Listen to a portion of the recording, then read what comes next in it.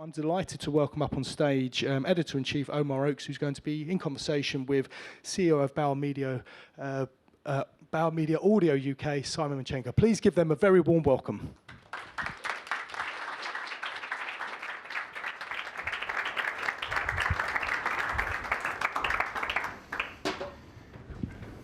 Thank you very much, Steve, and thank you so much for attending this morning. We're really glad to have you. And thank you to our guest this morning, Simon Myciunka, CEO of Bauer Media Audio.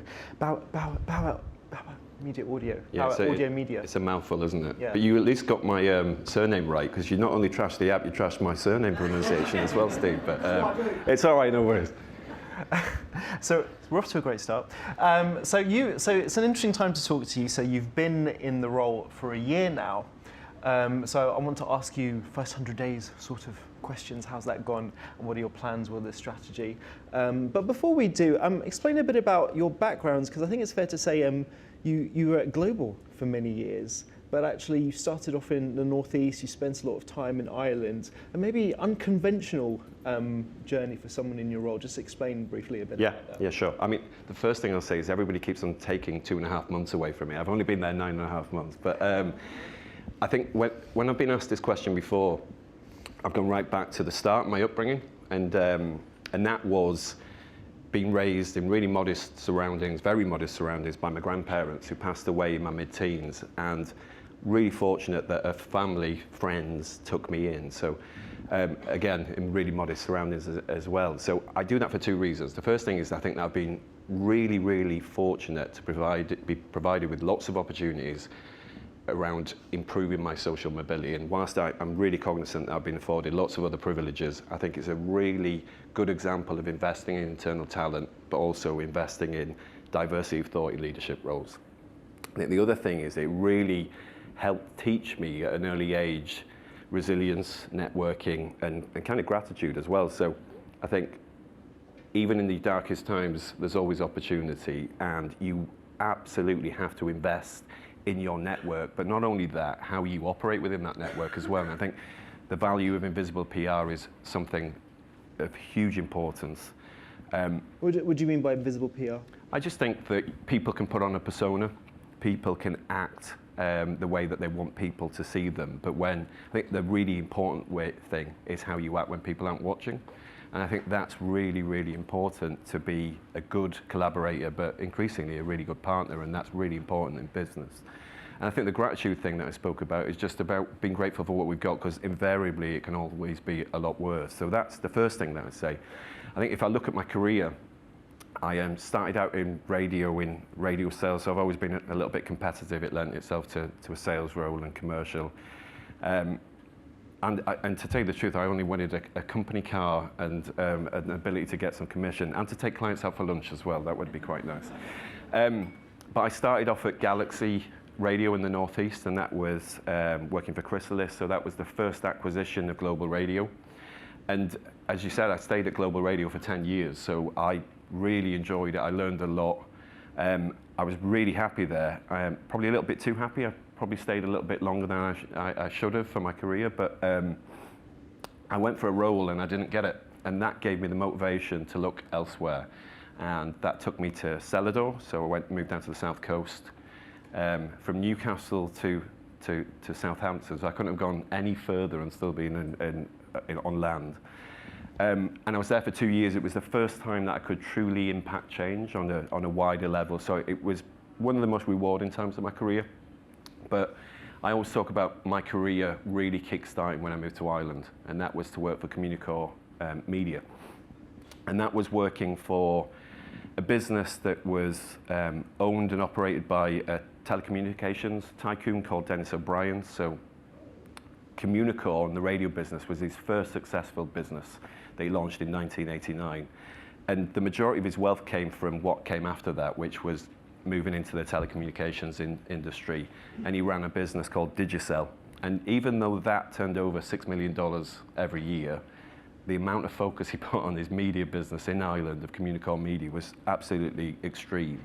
And it meant that he was at every board meeting, and he ran it in a similar way, the same kind of governance, the same kind of impressive board, many of which served on both Digicel and Communicore as well. So it was just really fantastic learning bed because it meant that that board really challenged you, that provoked you. You could never be complacent, and the one thing that they demanded was that you were always future-facing and you were always looking for growth. And I remember when I started at Communicore, and my first board meeting was 1 week into my role, and it was a really intimidating kind of room with really intimidating people, and I spoke for 10 minutes, and I was asked to sit down because I just waffled. I didn't know what I was speaking about. I got really nervous, probably a little bit like what I'm doing now, but it was a Friday as well, so the board meetings were always on Friday, so I spent the weekend thinking that I was going to get sacked. And then, unfortunately for me, I didn't, and I think I committed to making sure that I'd never be in that situation again. I'd always be incredibly I'd try and be as prepared as I could be, look round corners, really rehearse. And 3 years to the day of that first board meeting, I was sat in the same room with Dennis interviewing to become the CEO of that business as well. So it was a really great time for me. And then Bauer acquired Communicore Media in 2021. And I think Bauer came in not fully understanding how great a business they got in Ireland, really. And they had a business plan. I was really fortunate that I was allowed to reshape that business plan. I think the 2 years that I spent leading the Irish business under Bauer ownership was probably my job interview for the role that I've been privileged enough to be given in the UK. So, I mean, was before that role became available, was there an understanding that were you being groomed for this role? Why did you get the role? I think there's a few things. I mean, I don't know whether I was being groomed for the role. I certainly would have always told people that that would be something that I would hopefully see in my future. And you know, my predecessor, Dee Ford, who was absolutely fantastic, was somebody that worked really closely with the Irish business as well. I think Scottish Radio Holdings, there was kind of a link between Bauer or EMAP previously and some of the Irish business. So Dee had an understanding of that. As I said, I believe in asking for what you want. So I definitely registered my interest early on. I think if you look at the Irish business and what it achieved, there's a few things that meant that I was a good candidate for the role. I think one thing was that it over-indexed in content creation compared to the rest of the Bauer portfolio, and that was really because in Ireland there's a lot more speech in the broadcast output, and what that does is two things. It means that you have to have a really clear content strategy rather than just music genres, and the second thing is it means that migrates really easily into on-demand environments, so you can really transition into digital audio a lot quicker. I think the second thing is that we launched a really successful digital audio advertising exchange. So that was Audio XI. And that's since been rolled out into several other of the Bauer territories. So Portugal was the first one. It's been in Slovakia now, and we're looking at how that can be rolled out across the portfolio. And then the third thing was really how we transitioned the business from just being a single linear product, radio product, into more of a distributed media business. So the biggest example of this would be Off the Ball, which started off life as a radio product on News Talk, which was a full speech station. It was on in the evening. It was just looking at sport, but it was a kind of, I wouldn't say panel show, but it definitely looked about sports interest and opinion and debate. And we unpacked that. And we did lots of social broadcasts, lots of podcasts, lots of events, and we made it into a really 360 brand. And the most recent thing that we did just before I left is that we put the on-demand content behind a paywall, so that you had a mixture of free content that was going out still on a linear basis, but then you had premium content placed behind a paywall, and then you had some additional complementary content that was going out free on an on-demand basis as well. So I think all of those things gave me a really interesting skill set and experience, which was really, you know, a good fit for a business like Bauer Media Audio UK, which is going through a digital transformation journey. Yeah, so it's quite interesting because you often think, because had you worked in London at all before that point? No. Yeah, so you often think that to get ahead in your career, if you want that sort of job, then you really got to be in London and make yourself known within the business. It's interesting that you started off in the northeast, spent some time in the south of England, London, and then Ireland. I mean, do you think that makes you, is that unusual, or would you actually think that that's good advice for people to try and have a non-conventional path up? I think it goes back to how it started there. I think it's a really good example of making sure that you would look at recruitment of talent in a different way. I know if I look around, I know that many of the leaders of media businesses that operate in London probably did come through that traditional route of staying in London. I think there's lots of reasons for that, and there's lots of benefits to it. So the relationships that you need to run a media business can be curated over a longer period of time. I think, to go back to the start, one of the things that I've been really focusing on is trying to build up that network as quickly as possible whilst I'm in London. How easy has that been? How challenging has that been? I think access is provided because of the strength and scale of Bauer. I can see Simon Kilby in the audience. He's been very good in trailing around London, introducing me to lots of different clients and partners, so that's been really good. So I think the thing is, it's kind of in an ever increasingly changing world with lots of constraints on people's time, it's really difficult to pack all of that into a 9-month period. So to go back to what I started with, it definitely takes a longer time, which is why I need to definitely lean on the support of people like Simon, other people in the senior leadership team. We've got a fantastic, talented team all the way throughout Bauer. It's not all on me, and that's, nobody understands that more than me. Yeah. Before we get into what you've done in the first 9 months at Bauer and what you hope to do, I mean, what's changed about the UK market in that time you've been in Ireland? What have you come back to? Has anything been significantly different that you think? I think there's been more consolidation in the market. If you think when I left, I was leading a business that has since been acquired by Bauer Audio Media UK. So that's a huge thing, really. So you saw Global do lots of that, in kind of 2010, the early teen years, and Bauer have followed a little bit later in that sense. So we've got real mass scale now. I think we definitely stand up from a scale perspective and a reach perspective to our commercial radio competitor more than we had in the past. And there's definitely more and more revenue that's going into digital audio as well. So I don't think it's just particular to the UK. It's happening in every audio market throughout Europe and the world. It's the same trends that happen. It's no different. It's just they happen a little bit sooner in the UK. Yeah. And briefly on Global, obviously going through a big change with Stephen Myron stepping down, going to be replaced by this STV boss, Simon Pitts. Were you surprised by that appointment? No, I don't know Simon.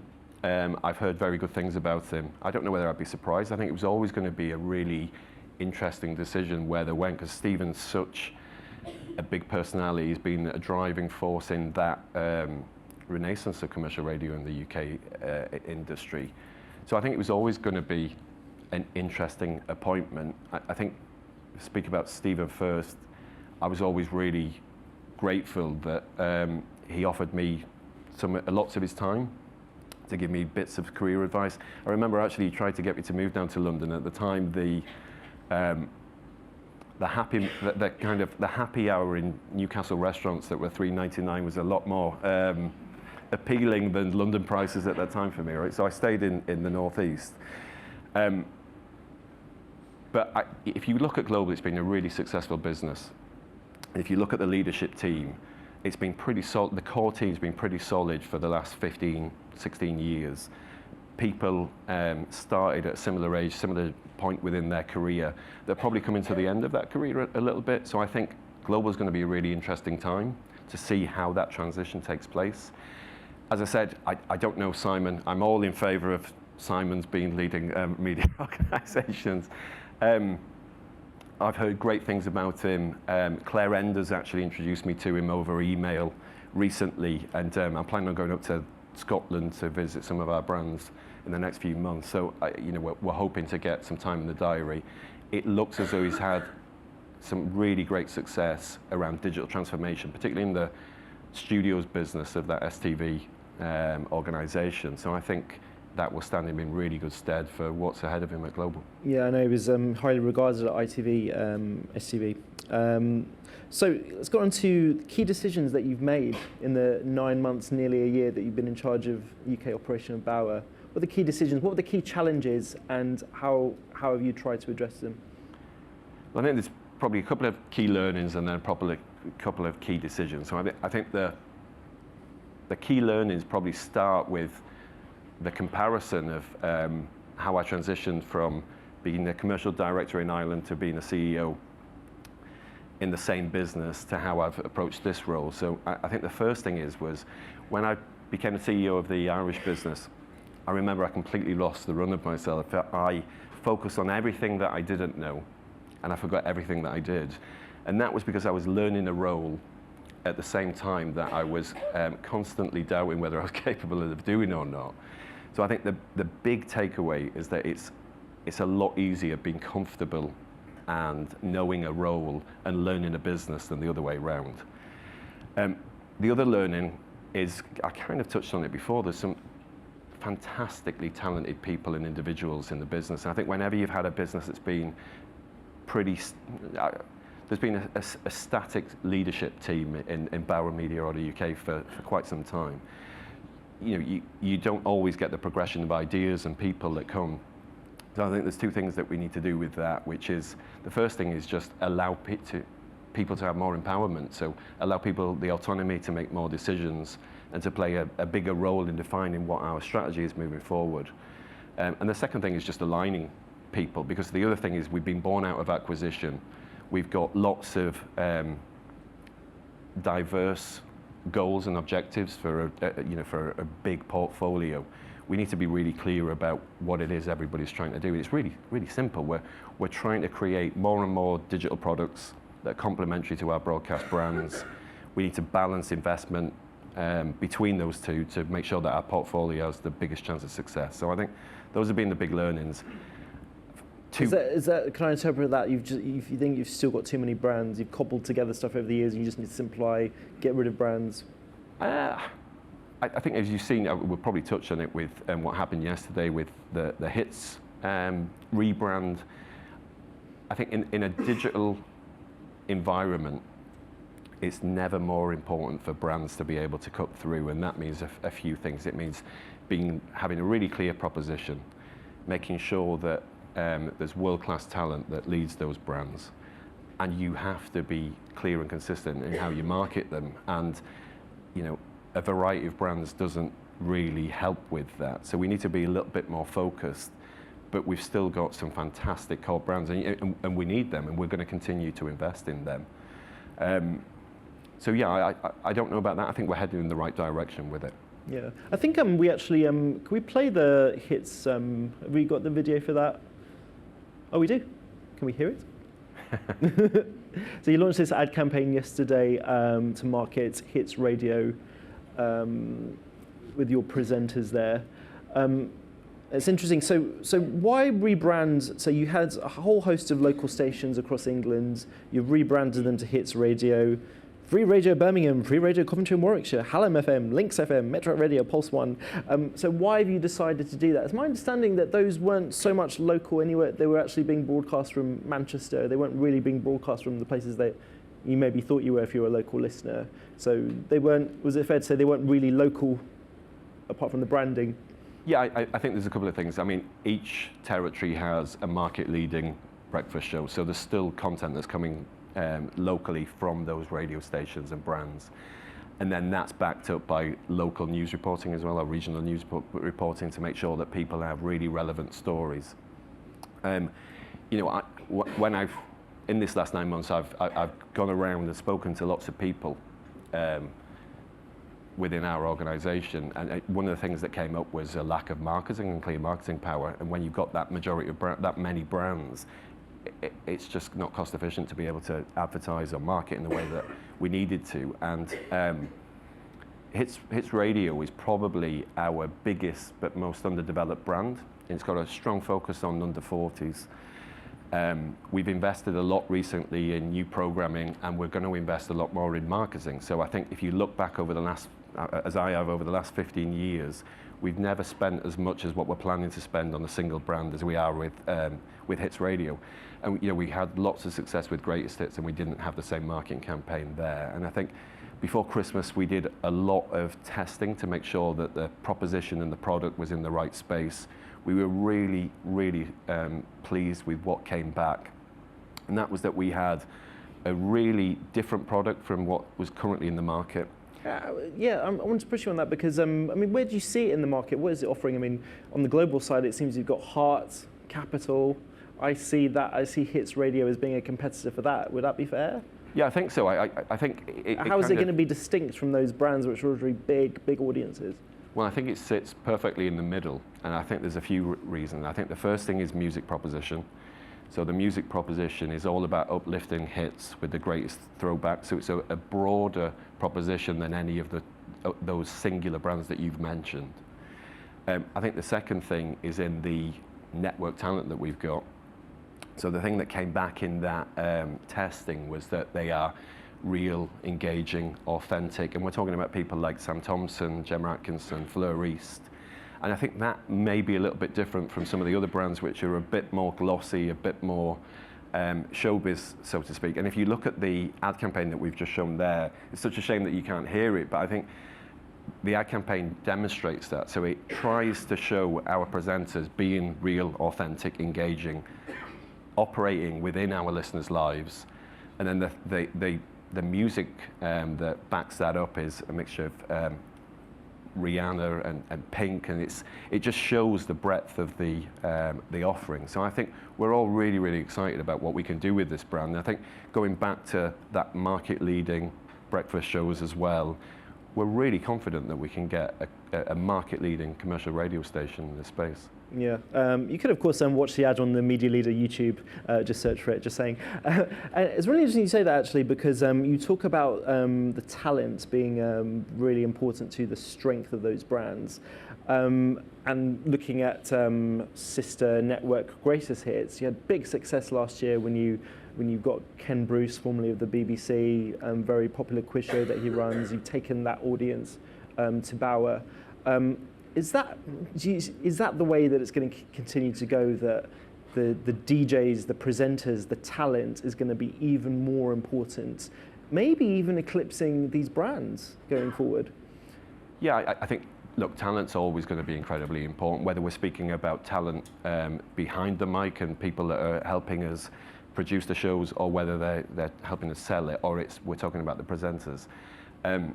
I think the fact that there's been that disintermediation by tech platforms means that people can get directly to talent without the need for brands in between them. So I think it's a really interesting ecosystem now. But for people like Ken Bruce that has such a relationship with his audience, and they're used to experiencing that in a very specific way, I think it's really incredibly important. I think you're looking to poach more people. Who would you poach? Who would your dream BBC or global, or maybe from another part of media? Who's your dream? Who would the dream be? That's a really good question. I don't know whether I should ask that, otherwise I get to answer that, or I'll get lots of talent agents on my back. I think we'll always. Or maybe let's make it easy for you. What sort of profile of person? Because I wonder if you see that the nature of talent will change going forward as there's more adoption of digital audio, addressable audio.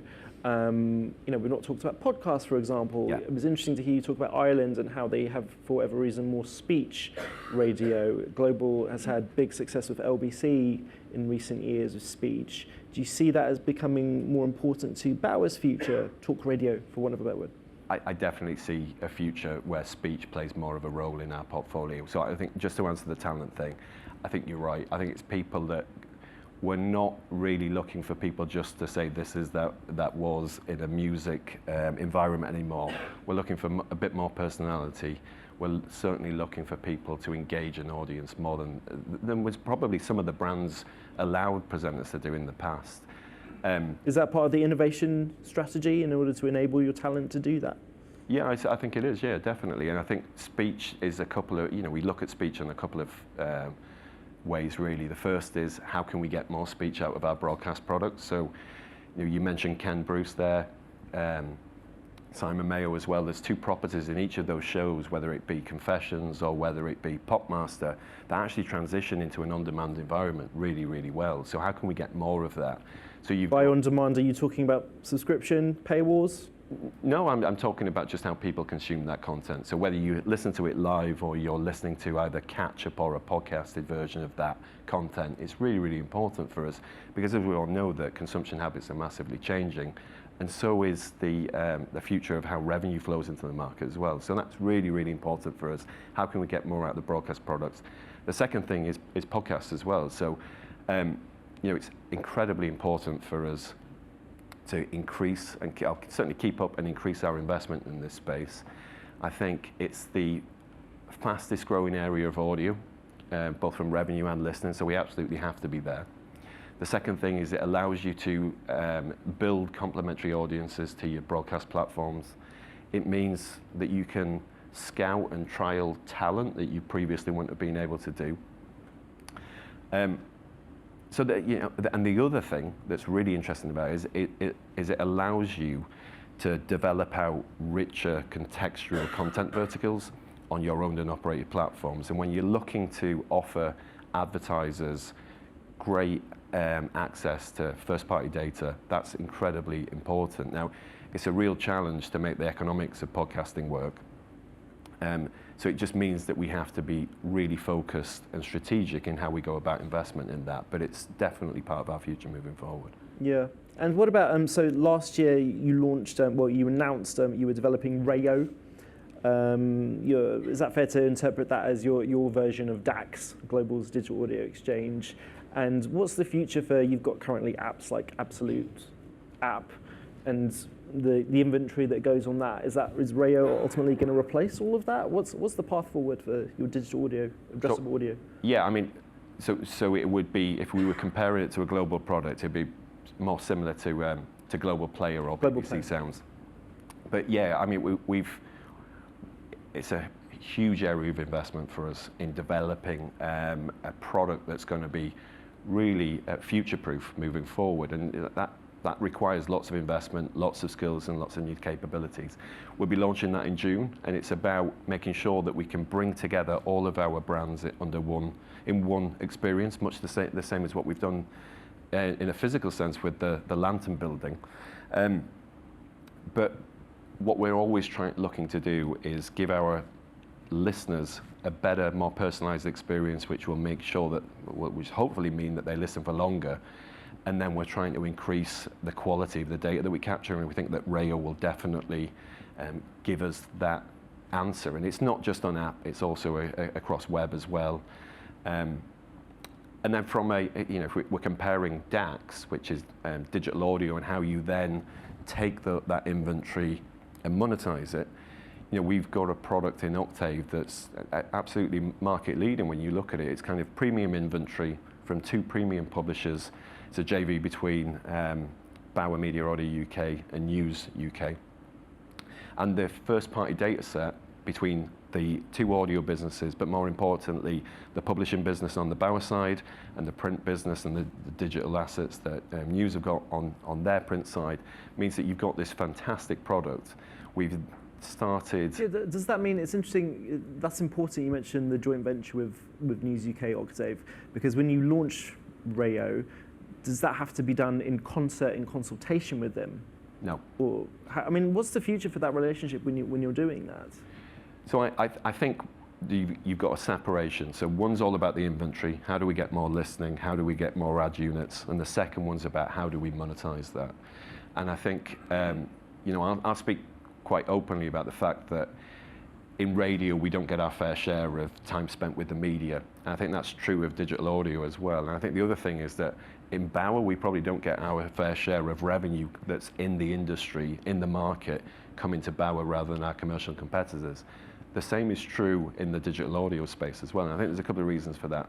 One is to do with the fact that our competitors have been first to market in a lot of areas. And the second thing is I think we're just not out there enough defining what it is and explaining to people what we do and what we do brilliantly. So, we definitely, we don't need to consult in terms of a listening perspective with our partners at News, but collectively we're trying to drive more revenue into that digital audio space. And I think when you look at the depreciation of cookies that's happening, and brands can't switch off or pause their advertising just because they don't have access to data anymore. And they're going to have to look for digital environments that don't have as big an over-reliance on third-party cookies for targeting and measurement. And digital audio is a perfect home for that. It's grown in listening in the last few years. It's grown in ad inventory in the last few years. You've got much more diversity of content than ever before. And then all of the publishers have really increased their first-party data capabilities. So I think those brands and advertisers that take that opportunity will really be ahead of the game in terms of satisfying their campaign strategies, but also their privacy-safe strategies as well. And of course, before we wrap up, I suspect we'll hear a lot about the BBC today, launching audio ads, they say, in the UK on audio. How surprised were you when the news came out about that? And what do you think about the prospect of the BBC doing that? I think it's been spoken about for a long time, so I don't know if I was surprised. And the interesting thing is in Ireland, the state broadcaster is ad-funded, but there's lots of guardrails around that. I think it could have really big consequences for Adland. And if you look at the BBC, it's funded by £3.8 billion worth of license fee payer money. And unlike TV, the BBC are really dominant in the audio space. So I think it could have huge consequences for commercial broadcasters in the UK. I think that's further compounded by the fact that the BBC also announced that they were going to launch some new radio stations on BBC Sounds and on DAB as well. And we have issue with the fact that they aren't distinctive, and in fact we think that they copy lots of services that are already available from Global, from Bauer, and from Boom Radio, for example. So we would much prefer them to revisit those plans and look to provide distinctiveness. And I think when the last BBC charter was formed, the future-facing digital-first strategy wasn't in existence, right? And I think as we approach the next BBC charter, we absolutely should look at how it's funded and indeed what the wider BBC mandate is, because it's an incredibly important institution. But I think the risk is that the future-facing digital-first strategy gains a lot of momentum without appropriate regulation, and that's really, really damaging, not just for the BBC, but also for the creative industries as well. And I know that Matt Payton from Radiocentre is doing a session this afternoon on why an ad-funded BBC is bad for everybody. So I'd recommend or urge anybody to go and view that. What's a good plug? Thank you, Simon, very much. Give a big hand for Simon Myciunka of Bauer Media.